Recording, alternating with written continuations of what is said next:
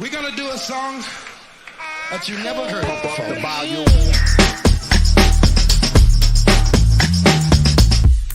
Here they come and get wicked.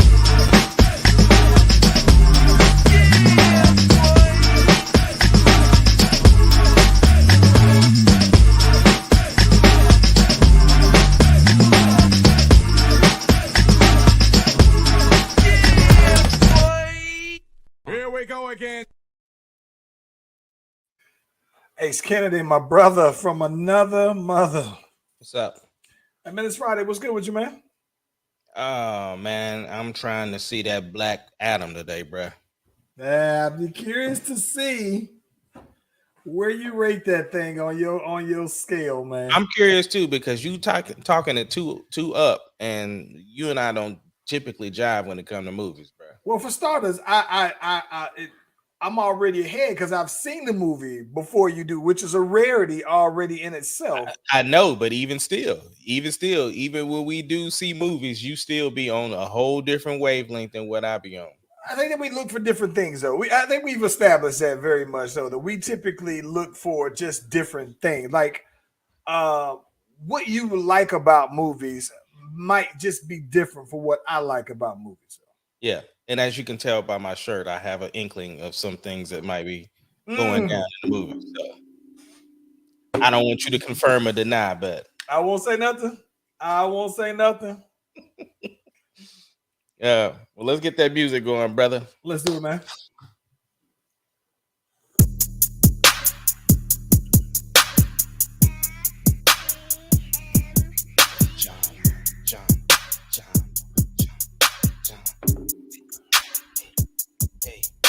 The Slash Brothers Podcast, the greatest podcast of all time.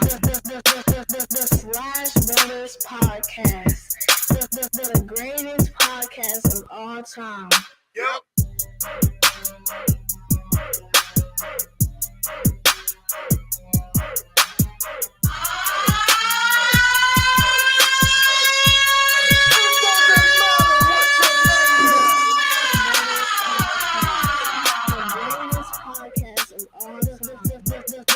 The Slash Brothers Podcast, the greatest podcast of all time.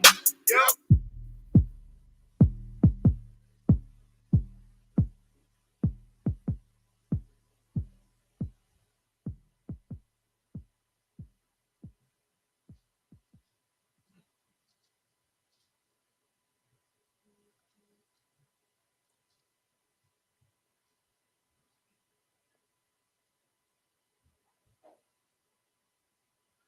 Try Jesus. So, after further review of our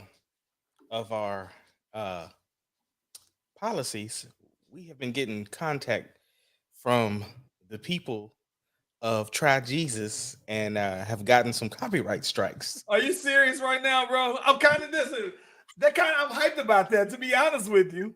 I went back and looked at all of our stuff and I said, why is this copyright strike? Copyright strike. And it's to Try Jesus. Every Friday episode, we've been getting content strikes. Missing out on that money, bro. Oh my gosh, man. So is it because we're playing? So here we go. Hold on. Try Jesus. Mm-hmm. Don't try me. Cause I throw hands.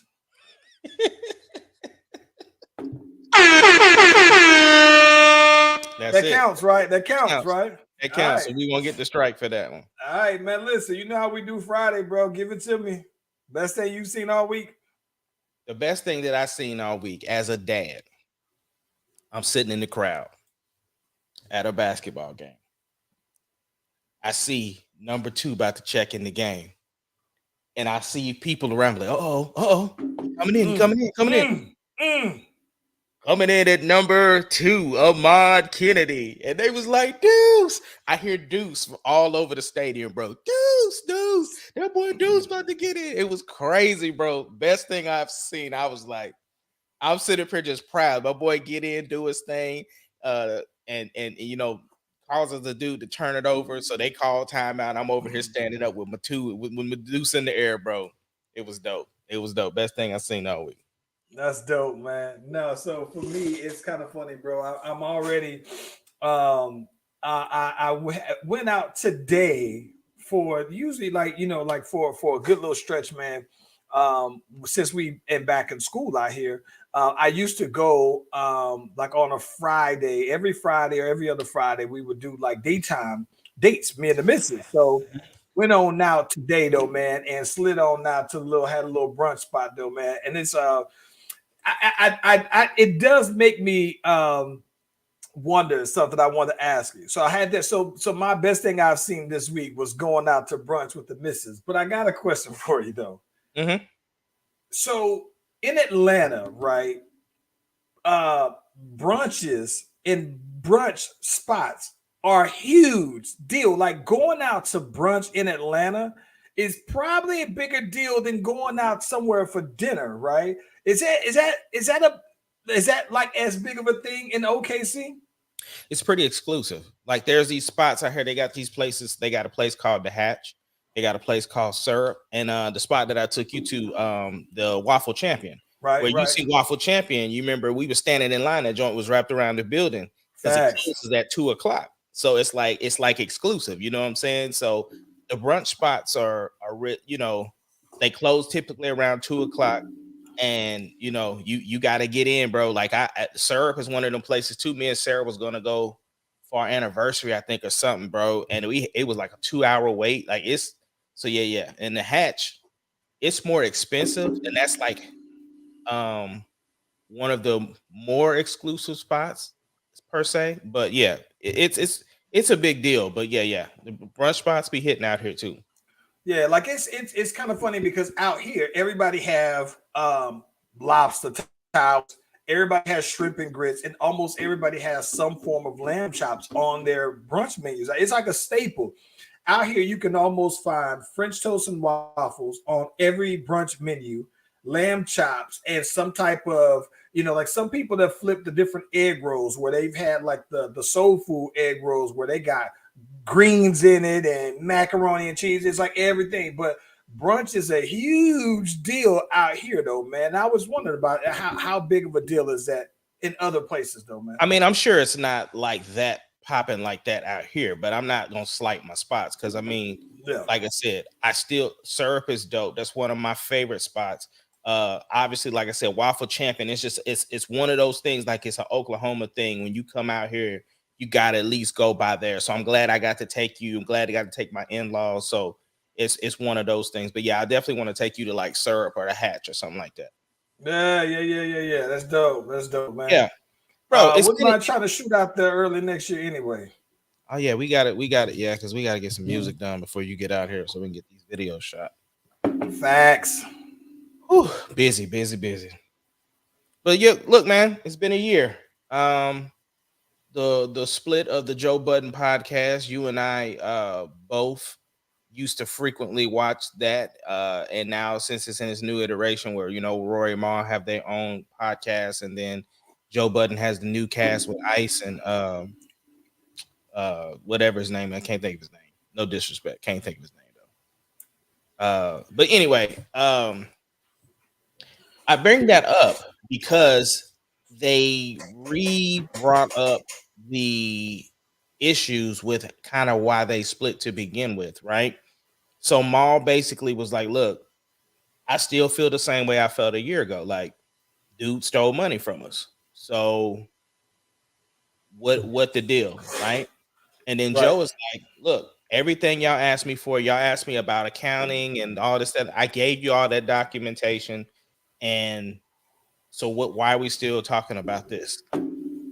I don't remember what you ever said. Who do you side with in this particular beef? I don't know if it's necessarily side with, right? Like, so here's my thing. Okay, so aside from the money aspect of it, right? I think that, I can understand from Joe's perspective of him being, he is the He is the primary of the show, right? It's the Joe Budden podcast. It's with Rory and Maul. It ain't the Joe Budden Rory Maul podcast, right? So I understand that from his perspective, how he has the bigger stake. I can understand why he might say, "Hey, you know what? From a money perspective, yeah, I'm getting what I'm getting, and you guys are getting what you get." Now, I understand this. It's one of those things, to be honest with you, where I think that you and I always say both things can be true. I don't think that if they're just saying that, bro, I don't think that they're necessarily lying. I just think that that's their perspective. I think that both of them could be telling the truth. It's just they have different perspectives of the truth. I don't think that either one of us necessarily lying. If Joe is saying, "No, I got receipts," and they might just be like, "I don't like your receipts." Mm-hmm. It doesn't change the fact. So I don't think that either one of them is lying, to be honest with you. I think that whatever their perspectives are, I believe that, that both of them are probably true. And you bring up a point about the previous business dealings, because it seems like if you bring up Joe Budden, it seems like a lot of people have a lot to say about the business dealings with him. Facts. Which is interesting because these two have been, obviously we know Maul has been closer to him. They grew up together, so to speak. But I'm thinking like, if you Ice, what type of protective measures do you have in place? Well, okay, so here's the thing though, right? So that's just like, what would stop you? Does that mean that nobody would ever sign with Cash Money? Right? Again, like people are still signing with Cash Money, right? Even despite Wayne and despite everybody else. Like I never heard Nikki say that she had a money issue with being signed to Young Money through Cash Money. I've never heard Drake. You know what I'm saying? I've never heard Blueface.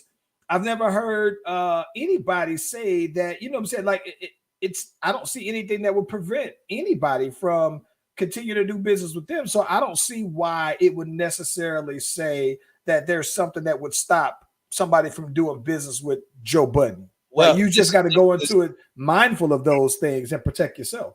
Right, but that's the thing, right? I think that's where Ish his whole thing was with Joe is like, look, bro, your name, because Joe doesn't want to show, he doesn't want to prove anything. Ish was like, bro, if it was me, I'd be like, yeah, let's do a podcast. Y'all bring all y'all paperwork. I'm gonna bring all mine. Let's lay it all out because I want you to apologize on camera, basically. And Joe was like, nah, I ain't doing that. I don't see why it's necessary. Like I think that the reason why I say that is that at this point, what does that do, right? If you say, oh, it clears your name, like I don't care. Like I don't care that much about what my name means to you. But for one, but if the relationship is, I think it's beyond repairable. True. You can't reconcile that anyway. But if it's you and I, right? And I'm saying that you owe me money, I think it's a big deal because if I find that you owe me money, then I'm gonna need you to run me that money. Like you said, the relationship is already messed up. So what are we doing? Hey, you talking about, because the way they're making it seem is like it's a lot of money. It ain't like no $5, $500. It's some money. Okay, how much can I'm not gonna say money. Listen.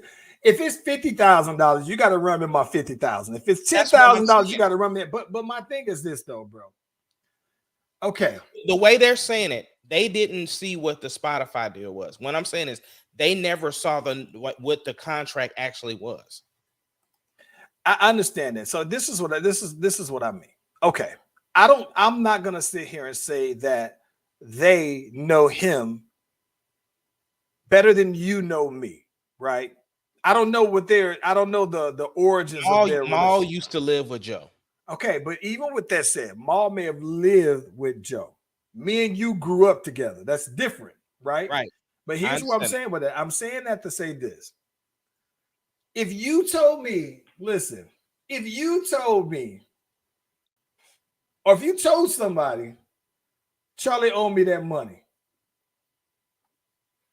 I probably do, right? Like why would this is my, because I guess my thing is this. Okay, if I say that people don't lie on me, why would that be more of an exception? Now, if you, I might be like, no, he thinks I owe him money, but in actuality, it's this. Boom, boom, boom, boom, boom. What you're saying is true. but that's your perspective of it. And if mine is different, but my point is that I guess my thing is that, but if I'm Joe at this point, I'm already so far past moving on that doing that at this point doesn't accomplish anything. It doesn't clear my name like they do in the cop movies where a cop is got to clear his name, make sure his partner, was didn't have anything to do with them setting him on up, and I was framed. So you got to he doesn't win anyway, and not just that though.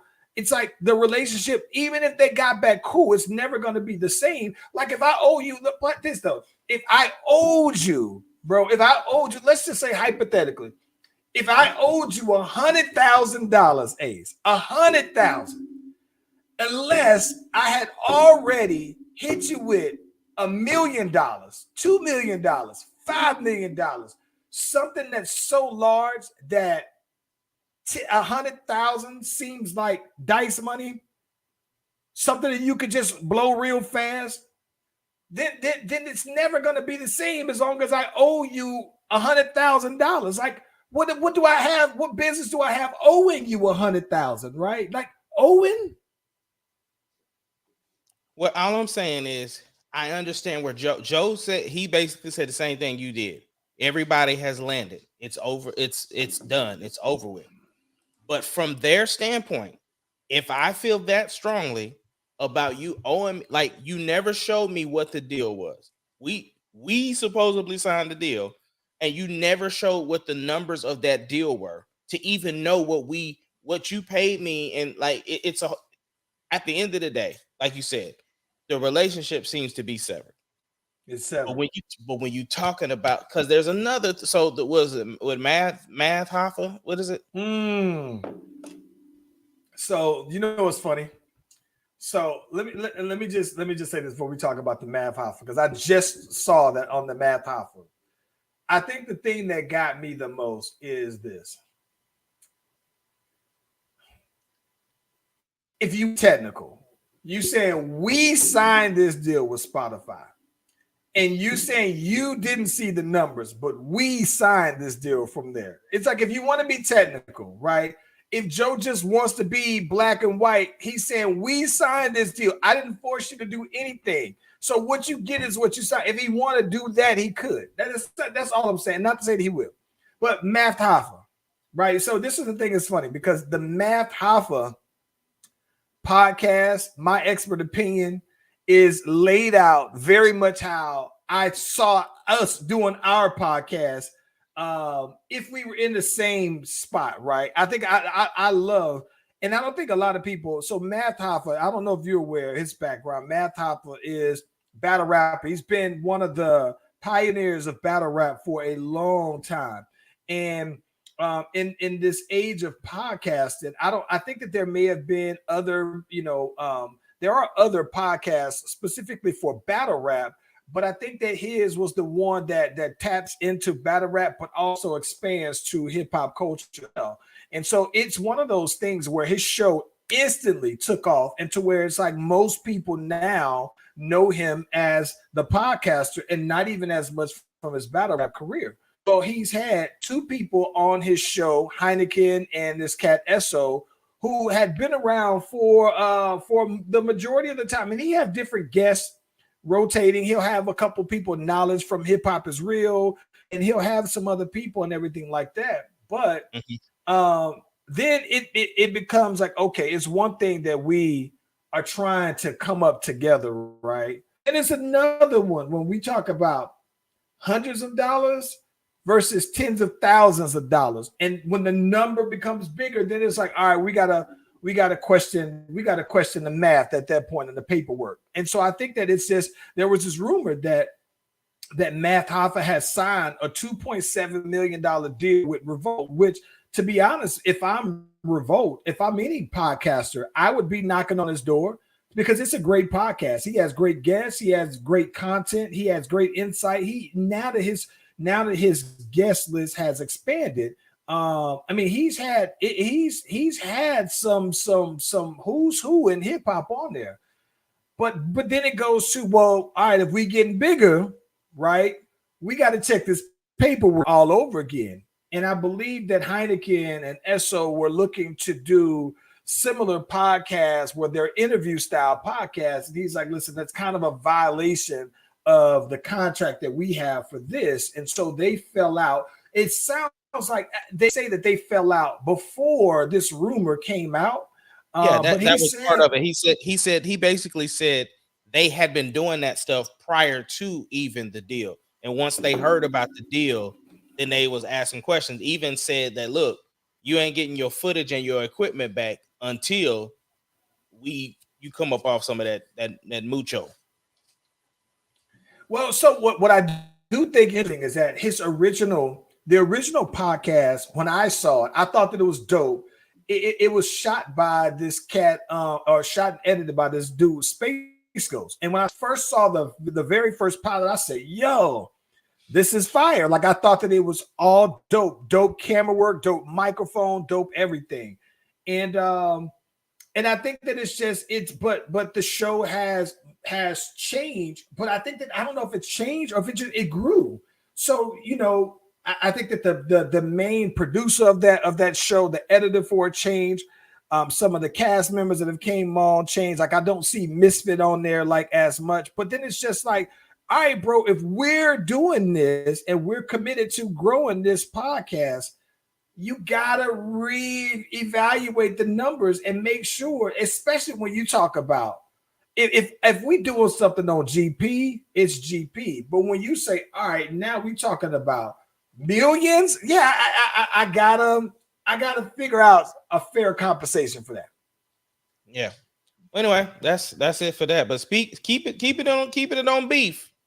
Tell me what's going on with this Drake and Megan thing, bro. Hey, man. Okay, so let me tell you this. For starters, let me take a step back. So Drake and 21 Savage recently put out their album that everybody had been waiting for. Now, this is funny. Okay, so it's a complete contrast styles. I can tell Drake is just snapping that hard, or if it's just because 21 Savage is just more, he's not gonna wow you away with wordplay. He seems like very direct in his content, right? But Drake is, I think, more of an MC, so it's gonna give you bars, delivery, wordplay, change up, and so that's one thing. Yeah. And so amongst all the other things that Drake is kind of, I said I'm 2 it's songs. pretty dope though, right? I mean, yeah, I think it's pretty dope. But one of the things that I think that is interesting though, man, is that amongst other things, he talks about this he did this sub, not even a sub, direct at Serena Williams' husband, where he was telling her something like, sidebar, Serena, your husband is a groupie. And he said he claimed we don't got a problem, but no, boo, it's like you coming for sushi. And then he says we might pop up on him at will like Suzuki. I was just like, yo. So I didn't think it, and it's like when you're just reading the bars, you think, all right, it's light work, but he's coming at he's saying a lot of spicy stuff so far when I've been listening to it. Mm-hmm. But I think the part that's been really that's just been the more controversial thing is the fact that Drake is basically coming at Megan, who should be protected at all times. But listen, wait. So I saw the bar. Oh, go ahead. I'll let you finish first, and then I'll say what I gotta say. So he said, so I'm saying, hold on. I'm trying to read the bars though, man, where he said it. I'm trying to find it. Oh my gosh.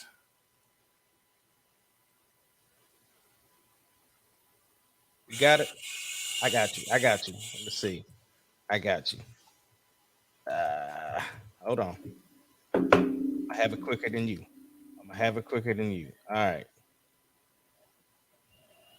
So according to this, he said that ish lie about getting shot was but she's still a stallion.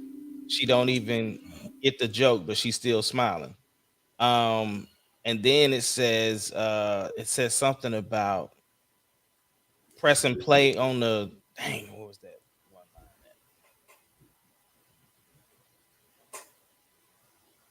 Oh my gosh! See, all right.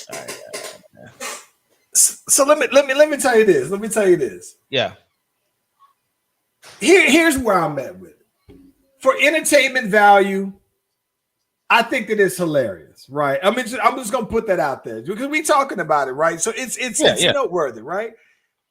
But I didn't think that for him to say that. I just remember Tory Lanez saying, yeah, a lot of the Canadian music scene, the rappers don't rock with him like that. I don't think Drake ever really rocked with him like that. So I'm just like, why exactly is Drake even coming a little bit at Megan? Like, I don't even understand. And then it says something like Shorty say she graduated and she ain't learned enough. Play the album track K. I heard enough. Listen, bro. Okay, this is what I'm gonna keep it. I'm gonna keep it tall with you. I didn't see this kind of response to Pusha T, bro. This is true, but okay. Let me ask you a question: is it really a shot at Meg, or is it a wordplay? Because most people are interpreting it as he talking about them BBLs getting them Brazilian shots, bro. Man, listen, bro. He know this, and this is why I can say that it's more about Drake being the MC of these two pairing, because it is wordplay and we're having this conversation. But I'm saying no, it to me, it is directly that. So it's a direct back shot. It is a direct shot. There's nothing at all about it. So then what I do like, right? I do like, so Megan never actually said his name, but you knew. She said, stop using my, he said, okay, she said, stop using my shouting, stop using my shooting for clickbait. It's bands, basically. Stop using my name for clout, bands. Since when is it cool to joke about a women getting shot? Okay, she said, y'all, especially, he said you dude, especially you rap dudes are lame. Listen, I'm a rap dude. First off, why you got to categorize? Why you got to put all us in one? Okay, so that's one thing. He says, ready to boycott about some shoes and clothes, but dog pile on the woman when she say one of y'all homeboys abused her. And this is what I'm just tripped out on, because I don't know. I thought that, I didn't think they rock with Tory Lanez to begin with. And then she says, and when facts come out, remember y'all whole ass. I gotta say that because that's within the FCC guidelines here. The Still Making a Family show. Y'all whole ass favorite rappers that stood behind a band that shot a female. People attack me, y'all go up for it. I defend myself, now I'm doing too much. Every time she said, every time it never ends. And this did not happen until I came out and said I got shot.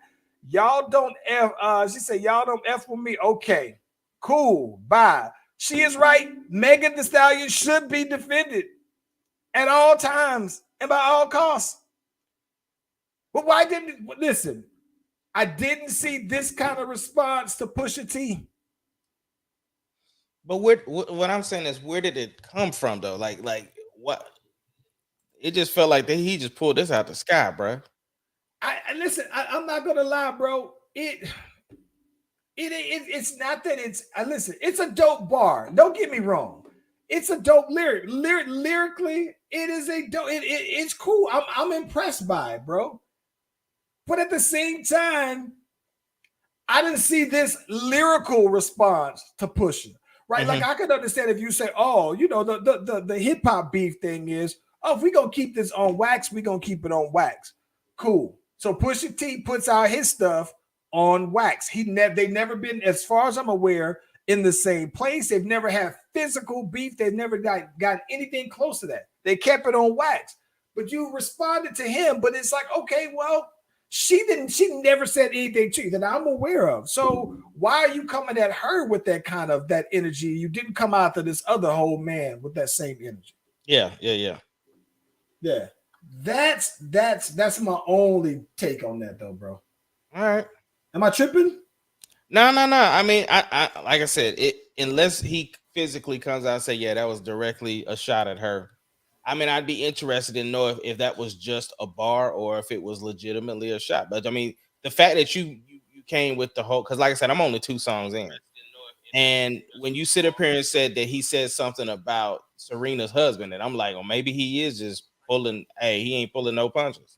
Yeah, and listen, I don't know if it was just I don't know if it's just for clickbait, like she was saying. All I do know is that it would look like lyrically it's cool. Now, here's what I'm wondering though. All right. She's right. Why don't you think people believe her like that, bro? Because of time. The boy Tory Lanez is out here still doing stuff. He's still out here running around. So the fact that, like, to them, like, people are just naive to don't understand the court systems, and when things get pushed back and stuff like that, the normal person doesn't care about that, right? So the thing is that if said thing happened and there's been no jail time or whatever since then I'm inclined not to believe you. What? Because then they're like, well, why would they let Tory Lanez work then if he really did do something? Why is everybody starting to work with him again? That type of deal. Right. Well, I mean, like, listen, like the baby did songs with Tory Lanez, right? And I am wondering though, man, like, why exactly? I don't know, man. She said, listen, Danny need to cut the foolishness out. Danny, listen, I'm not gonna sit here and let you slander Megan Thee Stallion like that. I'm not gonna sit here and we not. But since you said it, I'm gonna go ahead and put it because I don't want to feel like I'm hiding her. I'm protecting her. She said she rapped like Terrence from Hustle and Flow. I put it on the screen. Oh my gosh. And she said Tory ain't shoot that dude either. Listen, man, you better cut it. I'm about to report her to the Facebook police. She gonna be in jail by Saturday, bro. Because we don't support that over here. You ain't saved like you say you is. She gonna be in we gonna report her to the Facebook authorities, and she gonna be in jail by Saturday. Bro, what is this? Oh, okay, I get that. What is this? We got a lot to talk about with that Kyrie. Listen, before we get into Kyrie though, mm-hmm. Did you see that Dwayne Wade's baby mama? She basically had came out. I don't know what platform she used, but she basically had made this allegation that basically that Dwayne Wade is basically pushing their son to transition to a woman and this whole sex change as a way for publicity, but also for money. Like, again, and I'm thinking, like, wait a minute, and this man had made at least $200 million in his basketball career, so I don't think that it's necessarily about money. And I mean, he's Dwayne Wade, right? His wife is Gabrielle Union, so I don't think that they need the publicity like that. But I'm saying though, but if she's saying this though, it seems like she's against their son transitioning to a female. I just want to know, as a parent, bro, what are you thinking about this? Okay, I understand where she's coming from. Again, we don't live in a house, so we don't know they. But this is the synopsis I got.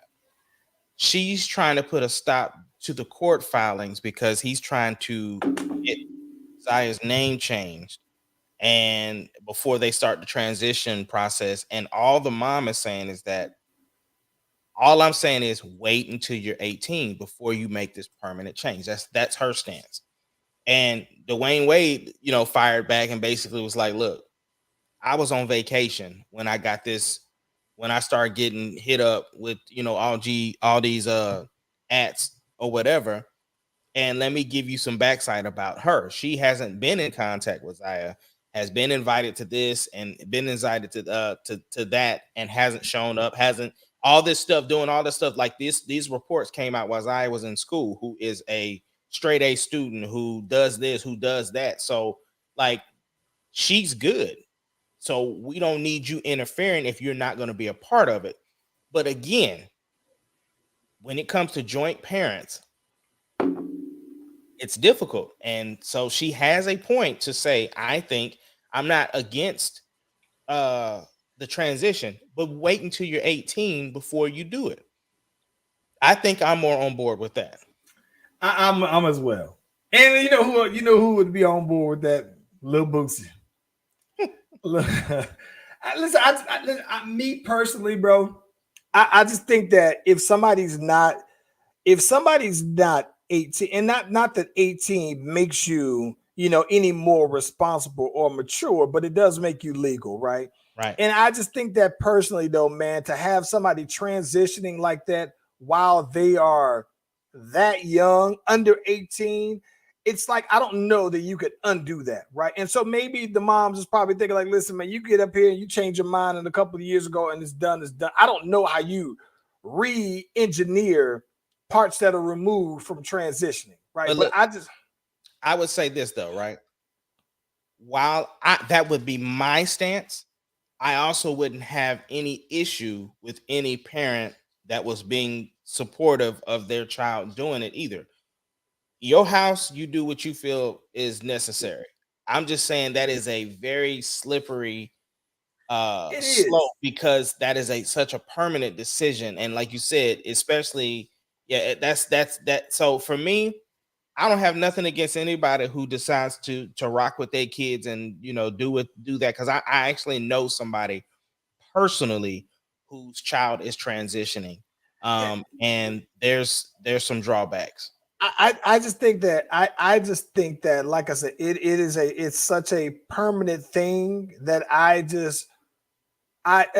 for me personally, right, I would be supportive, but my position on that would also be, as your support, I would want you to know that I think that this is something that you should. Now, if you want to change your name, I'm okay with that. That right, that's that. I think that's one thing. And clothes, you be cool with that too?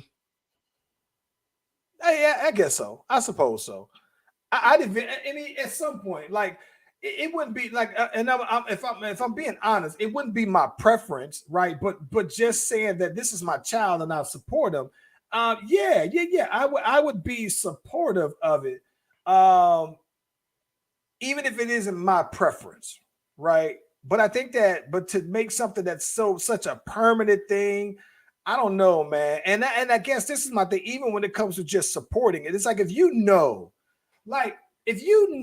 that your kid is, when I say that kind of gay, I was about to say that kind of gay, but when I say that, I don't want to get us canceled, but I'm saying that I look at it, I know that there's all the alphabets, right? But I guess my thing is that if you had to have known this, I'm sure D Wade knows, because this is one of the kids that he's had custody of his oldest kids from his baby moms. I think that it's a rarity, right? That you see the man have custody. So that's one thing. I think that she even went to court. They said that she had like some mental issues. She was bipolar, something like that. They did whatever. I don't know. But I think that D Wade probably knows Zaya better than the mom knows Zaya.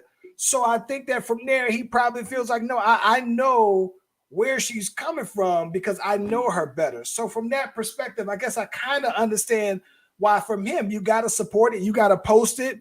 You got to do everything, because if you are Dwayne Wade and you are a very public person, you're a public figure, it's like, well, who am I to then share with you, fans of mine, everything about my life, but then hide this aspect of it as well? If you promote one thing, you got to promote everything. Facts. My bad. But yeah, no. I'm right there with you. I think it, like I said, I am just here to watch this one. I don't really have a horse in the fight, because like I said, I can understand from the mom's standpoint, but I understand the Wade stance on it too. I just don't think that I would be in that position. Yeah. Kyrie, bro, talk about it. Yeah, so the Nets already fired Steve Nash. Kind of hit on that, and right now the leading candidate, according to everywhere is Ume, Adoka. And what you think about that anyway, bro? Okay, listen. Okay, if what if what he did was a violation of the Celtics policy and what their expectations are, by hiring him, is the Nets saying they ain't that big of a deal to us? You can smash all the females around here that you want. No, I don't think that's it at all. I just think that they would have a different understanding of him coming in, and they would set their rules and regulations and guidelines with him. Thing is that he already been punished. So Has anybody checked on Nia Long? A lot of people have tried, so I heard, but I actually heard John L. Rollins say it. He said, "I'm gonna go ahead and say it." He said it ain't like he cheated on the old Nia Long anyway.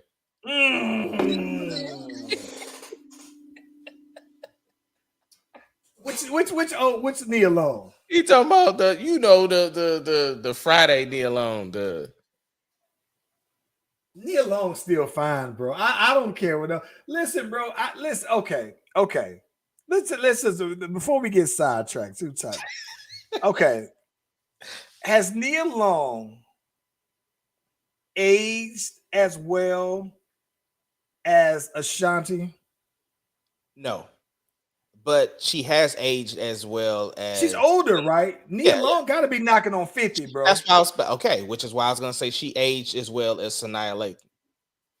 Okay, Sanaa Lathan, she's still fine. Yeah. Now, did she age as well as J-Lo? I think so. I think so. And here's the thing about it. Okay, so this is the reason why I say it. So I say so only from the standpoint of I think that she had less maintenance to keep up, because you like I saw when you saw Nia Long, nobody said, "Oh, Nia Long got that fatty." You thought this is a fine woman. She's beautiful, right? But J-Lo had that body that she had to maintain, and that was it. Like on top of her face, right? Like I think that there are women who faces have made, like I think face-wise, yeah, Nia Long has aged very well. Tracy Ellis Ross face has aged as well as J-Lo. But I think when it comes to the body, though, I think that so maybe that's a nod to J-Lo that she has aged, that she's been able to have them kids and still keep all of that. Is your girl as old as them? Megan Good is our age. She's like 41. She just turned 40, actually. Yeah, she just turned 40. Now, if you ask me, well, dang, she's aged as well as Ashanti did to me. Yeah. But Ashanti, though, man, like Ashanti to me is very much a unicorn, because, like I said, I think that she has gotten finer to me as she's gotten older. Like I think Megan Good has stayed the same level of fine. So maybe from that one, Ashanti is killing everybody from the aging gracefully perspective. Yeah. So back to the Nets. So I don't, like I said, he's been punished. So the Nets, if you did, obviously y'all don't want him because y'all suspended him for the whole year because somebody mad over there, because I heard the rumor. They didn't suspend the whole year. Are you talking about you talking about the coach? Celtics. Okay. Celtics.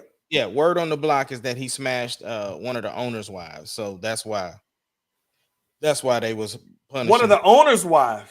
That was the rumor I heard. Yo, Sticks, I'm gonna tell you this real quick before we slide on this one. I'm gonna say that she's aged better than Janet Jackson to me, bro. I think that she is. I love me some Janet Jackson, but I think I will not comment on my cousin. I think she is beautiful, and she will remain the same to me. Is Nia Long your cousin too? Oh, Janet is, bro. You know that. Listen. I think that I'm gonna give Nia Long the one up on that one though. Yeah. Well, no, that was the word on the block, that it was somebody to do with the owner. So that's why they was. If it's the owner's wife, yeah, get him out of there, bro. Get him out. Listen, I listen.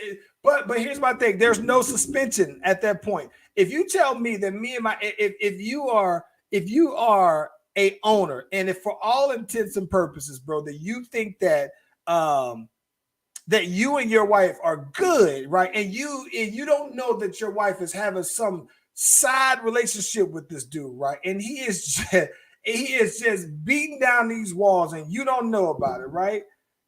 Then I think that from that perspective, though, yeah, I'd be like, fire him, bro. Both of us can't walk around in here now unless you think, well, listen, bro, it's messed up, but me and her ain't like that.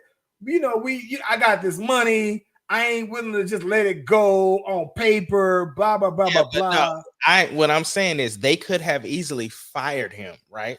But instead, they could have, but instead they didn't. They suspended him indefinitely without pay. So you can't get another job unless they give the okay, which they did give the okay, and said they won't ask for the Nets to pay any penalties or anything to get him. So like if he finds the other job, they said he can go. Okay, so here's what I'm is that saying that these cakes is get overable? No, I just think I think the longer you see his face, the more it reminds you, and you got to get him out of there. But even with that said, though, right? Let's just say if he didn't get another job, right? And let's just say he stayed suspended, right? Is he said, listen, is the owner who wife was getting smashed? Is that like him saying, you know what, man, it ain't that big of a deal to me. Them cakes ain't that to me like that right now. Because you said last week, you said the cakes, everything that happens in life is about, it circles back to the cakes. And I'm paraphrasing what you said. Yeah. But everything comes back to the cakes. Now, my question, though, is that by him suspending him and not firing him for a year, that was him being petty. Is that, but is it, I can understand it being a petty, but I guess what I'm also saying is, does that also mean that he's saying, I can get over them? I can get over that because I wasn't there with them cakes. I don't think that's what that means. I think because here's the thing. I think that the fact that you suspended and not fired him, because you notice, right? We never heard who the girl was. Yep. We ain't got no names, nothing. And 2 people was involved in that, but we only heard one name. So again, for me, that means that person's being protected. And number 2, I'm not firing you. So I'm basically stopping your money. So that's ultimate petty. So no, there's some hurt there. There's some hurt. I just think, to me, I mean, put like this. I think that there is some petty, but the fact that you suspended him and not fire him, right? Then to me, that also means that, all right, listen, because you think about it, if you fire him, even if you say, all right, well, you know what? If you're a billionaire owner of a basketball team or one of those owners, then the salary that you paying him isn't that big of a deal, right? You could eat that at some point if you had to. But I guess what I'm saying is that by you also saying, all right, you know what? We're going to go ahead and suspend you. And if you don't get a job, eventually you're going to have to see that person again, right? In the organization. No. You're missing it, bro. I think the suspension, you can't come to the facility. You can't do nothing. You can't be anywhere on the premises. You're suspended without pay. That doesn't mean that you're going to come back. The suspension is indefinitely until they make a decision. They could have easily suspended him for the whole year and then be like, oh, we made it to the playoffs without this dude. We're just going to let him go. I get that. Moved on. I get that. But I think that you could have just flat out fired him, though. You could have. But that's what I'm saying. That's what I mean. You could have just fired him, but instead you stopped this man's money. You are being petty. That meant something to you. You wanted to hurt him because now you got your own family to deal with, and you ain't getting paid, and you ain't going nowhere else until we say you can go somewhere else. It's the ultimate petty, bro. Well, let's talk about Kyrie when it comes to the Nets, right? Mm-hmm. So right now, I guess he is not. He can't rejoin the team until after he completes his meetings.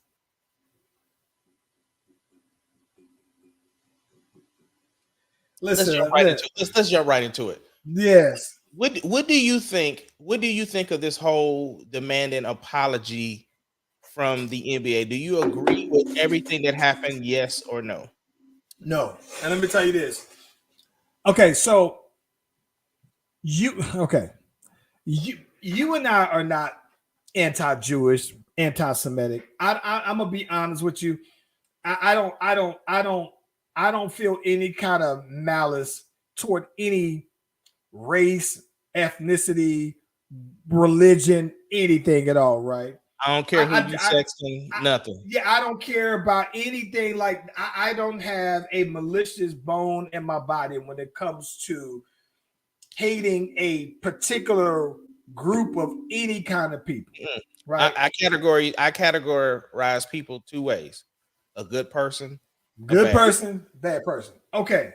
With that being said, I think that this has been. I mentioned to you before. One of the problems that I always have is almost like the backlash to the Kanye West to talk about anti-Jewish, anti-Semitic, right?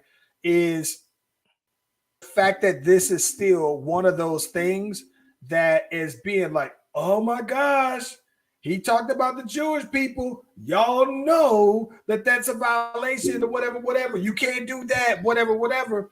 Yeah. And I've still my personal issue isn't so much as that because I don't have any malice toward any one group. I just think that you should have that same energy toward offensiveness to all groups if you're gonna do it. With that being said, the NBA, when Donald Sterling came out there and he was on the phone, and he was calling all the players the N-words and everything like that, they got him up out of there. Myers Leonard, when he got caught calling somebody one of the slurs that to a Jewish person is the equivalent of saying the N-word, right? And he had, even though he's been hurt, he ain't been seen in the NBA since then. And I don't think that he's gonna. I don't know how you ever pick him on up because he's not Kyrie talent. He's not that superstar level, right? Right.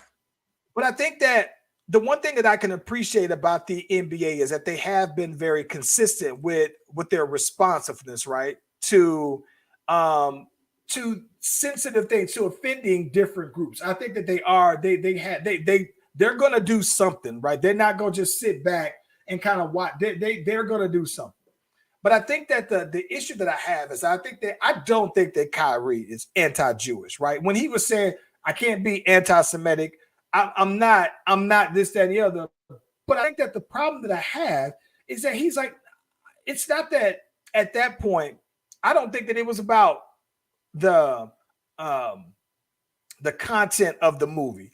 I think that Kyrie is probably at the point where he's saying, listen, you're not going to make me you're not going to force me to apologize about something that I don't in my core feel like. If he feels like if in his core feels like that film isn't anti-Semitic, right? Or if that wasn't his intent, I think that he probably wanted to double down on that to say, I'm not apologize.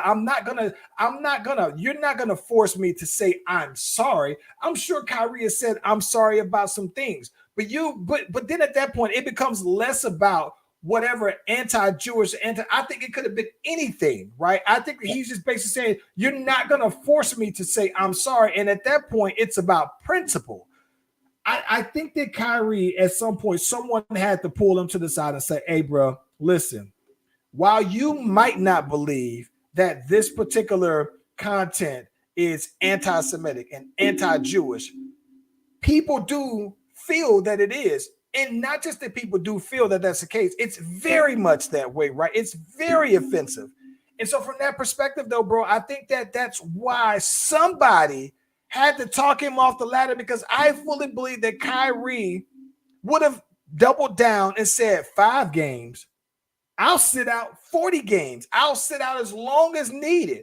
I think he would have gone there. So I can appreciate that Kyrie saying, I'm gonna go ahead and apologize and get it out the way. And get it out the way. But I don't think that he feels any differently from how he feels the first time. And so I think that his apology was to say, like, this is my thing. Like, why would you want someone to just say, I'm sorry, if there's no contrition behind it, right?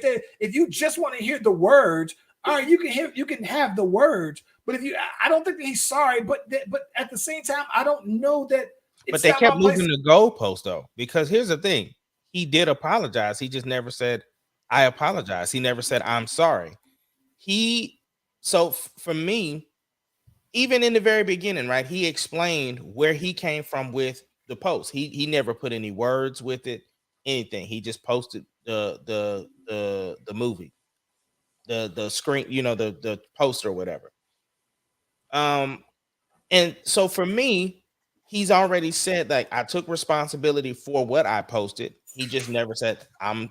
So then they was like, well, it's not about you saying sorry. We want to know that you denounced this. Okay. Then it was like, well, you said sorry, but then now people are measuring the sorry. Like they keep moving the goalposts. Like then the owner's like, well, now he can't be a part of the team again until he meets with the Jewish people. Well, you already suspended him 5 games, so I thought that was his punishment. Like, Right. He tried to give money to show where he was standing. Y'all didn't want the money. So it's like, if you suspended me for 5 games, then it should be done. It shouldn't then include an apology and if you go suspend me for the 5 games, you shouldn't even though they said nah, you can keep your 500,000 or you can keep the money. But at the same time, if I'm gonna do the games, you shouldn't expect that I'm gonna go ahead and break you off with this 500,000 also, bro. Yeah. Yeah. But here's the thing I think that I find to be interesting about this whole thing, though, man, is that all the people that are commenting about it, this is why I just tell people that it's about your perspective, and you can't. That it's hard to sway a grown person away from their perspectives. They have to do that themselves. So I saw of course, I saw the people from TNT. They were commenting about it and everything, and they was talking about they thought the NBA dropped the ball. They should have suspended them immediately. And I think that that's based off of the NBA being consistent with things that they've done in the past. But how you personally feel about that thing. Like if someone says, no, I think that Kyrie was all the way wrong. I'm not saying that you're wrong for saying that Kyrie was wrong. I guess my thing is that if your reasoning for why Kyrie is wrong doesn't line up with how he feels about that particular topic and that particular content, then you shouldn't expect for him to just apologize because he doesn't see things the way that you see it. That's all I'm saying. And that's where I'm at. It doesn't matter that you don't like what my response was. When you asked me the question on how I felt about this, and this, and I explained that, just because you don't like my answer doesn't mean then this. Now, the NBA has all the power in the world because they are an organization and they get to set the rules. But at the same time, the fact that you didn't agree with my answer, I just feel like this is the part of the cancel culture part that I don't like, right? It's because it's like, if you don't do it the way society should tell you to do it, then we're going to put you in this box to where nobody has access to you anymore. That's what I feel like. And I get it. Kyrie is definitely the boy who cries wolf because he's done other things, which has led him to get to this point. Right. So I get all of that. I'm not defending Kyrie. I'm just disappointed in how things transpired because now, here we are once again. Now Katie's got to answer questions about Kyrie instead of the Nets. Okay, let me ask you this though. That's funny you say that because if you were a teammate, how would it bother you? How would you feel if you were being asked questions about Kyrie? I would say this: if they asked me, I'd be like, "You need to answer all questions. Need to be directed towards Kyrie Irving. I'm here to talk about basketball." I think that so this is my thing, right? I don't think that the Nets playing like trash has anything to do with Kyrie. So from that perspective, I wouldn't have any problem with telling my opinion about it because at the end of the day, if I miss a jump shot, I'm not going to be like, dang, Kyrie, I can't believe you said that. Like that don't have nothing to do with it. But you have the right as a person answering questions. You have the right on which way you want to answer those questions. So my thing is that I'm not fixing to play into this media spin of you guys want to blame everything on Kyrie and his antics. No, we had a bad game because I missed a jump shot. And whatever Kyrie is going through, that's him. We would love to have him on part of our team doing whatever. But right now, he got to deal with that. And you need to address all questions with him. That's the way I'm gonna be honest with you, bro. Okay. So let's just swap out. Let's swap out. Okay, because I'm just wondering, how does it look that Kyrie is a black man? And I hate to put in race and things unnecessarily, but how does it look with Kyrie being a black man posters? Do you think that there would have been any different response if it was a white guy? Right. And how different would that have been if this is a white man posted or doing the exact same thing? Would it be any difference, or is it the same? I would have to believe that it's because of Adam Silver that it would be the same. But like you said, I would wonder if it was a lesser superstar, like if it was Luka, right? I think he would get the same treatment as Kyrie. But I mean, and I hate to use Luka, but that was just the first white dude I could think of real quick that was dope. I'm gonna be honest, I can't even think of another white superstar, a white basketball player who's even on Luka's level right now. Like, I think that Luka's like the only the Joker. Yeah. But they're still foreign players, though. They're not even American players. Right. That's what I meant. So yeah, I can't even think of. Listen. I'm gonna be honest. I can't even think of an American-born white player that I would even say that's in the top 50 right now in the NBA. Tyler Hero probably is the best shot they got, man. Is he straight American though? I think he is. He's from like Wisconsin or something like that. All right. Yeah. But he looked like he touched a little bit. Yeah, he might be. Yeah. But listen. The more this whole thing play out, I'm gonna be honest with you though, man. The more I feel, not that I'm on Kyrie's side, but the more understanding I am of Kyrie's perspective, though, bro. Yeah. Well, Wayne, what you got going on for the weekend, brother? You know what? For the weekend, we doing that trap karaoke, though, bro. So I'm pretty hyped about it. It finally is here, though, man. And listen, I've always wanted to do it. So it's pretty cool. The one thing that is funny about it is that the trap karaoke is basically just like going out to the club, but they do you can enter your name to be randomly selected to get up there on the stage to do a song. So I told Nick that they didn't know it, but I went ahead and signed all of us up to be a person that they picked. So yeah, man, I'm pretty hyped up about it though, man. That's what's up. Yeah, what about you? The SCU homecoming is tomorrow, so I'm definitely gonna go check Deuce them out. And so yeah, that's about it, man. But yeah, let's get this music and get on. I told you I gotta get to it. Let's do it, man.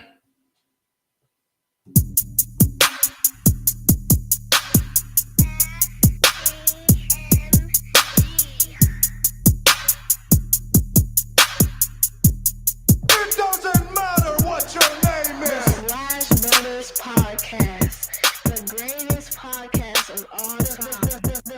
The Slash Brothers Podcast, the greatest podcast If you of all smell